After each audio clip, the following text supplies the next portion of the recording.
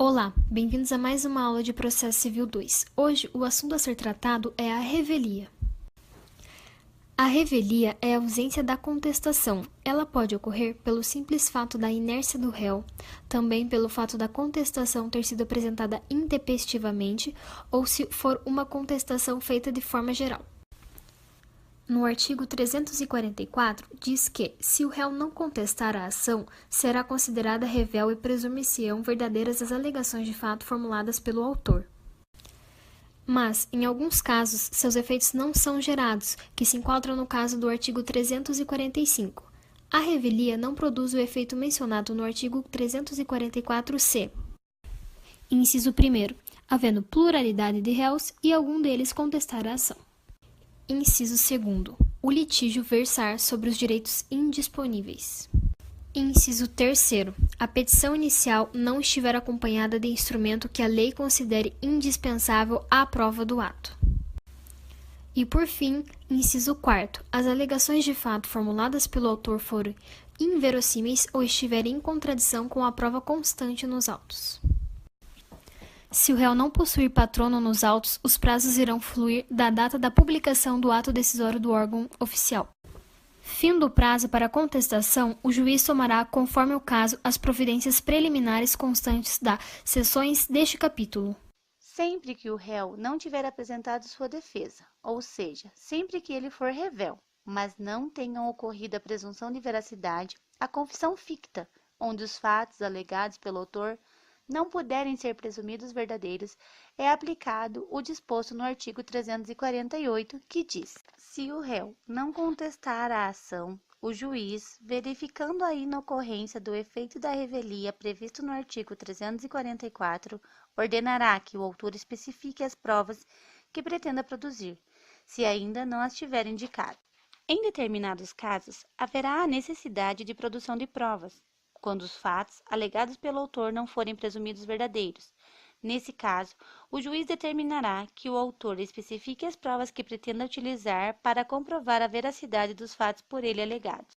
A especificação de provas são tratadas também no artigo 349, que nos diz o seguinte: ao réu revel será lícita a produção de provas, contrapostas às alegações do autor, desde que se faça representar nos autos a tempo de praticar os atos processuais indispensáveis a essa produção.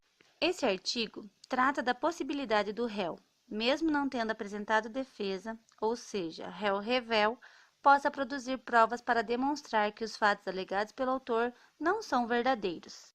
Em resumo, é possível que o réu revel se defenda no processo a partir da produção de provas, mesmo que ele não tenha apresentado defesa na contestação, desde que este solicite a produção de tais provas dentro dos prazos determinados.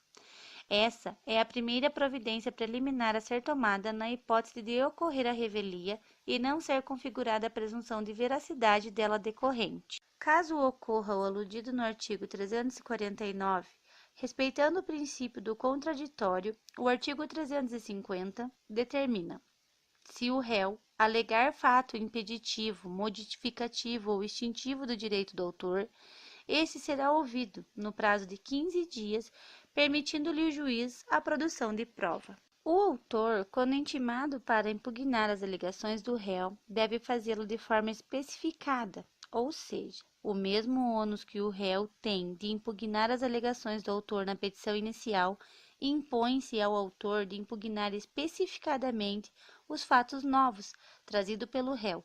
Se ele não o fizer, os fatos serão presumidos verdadeiros. Vamos falar sobre as alegações do réu. Caso o réu alegue qualquer das defesas preliminares de mérito constantes do artigo 337, o juiz determinará uma réplica para o autor. Essa réplica será marcada no prazo máximo de 15 dias, permitindo ainda a produção de provas, conforme o artigo 351 do novo CPC. Caso o juiz verifique alguma irregularidade ou algum vício sanável, determinará a sua correção no prazo máximo de 30 dias, segundo o artigo 352 do novo CPC. É importante falarmos sobre o artigo 437 do novo CPC, que diz que o autor se manifestará na réplica sobre os documentos anexados na contestação.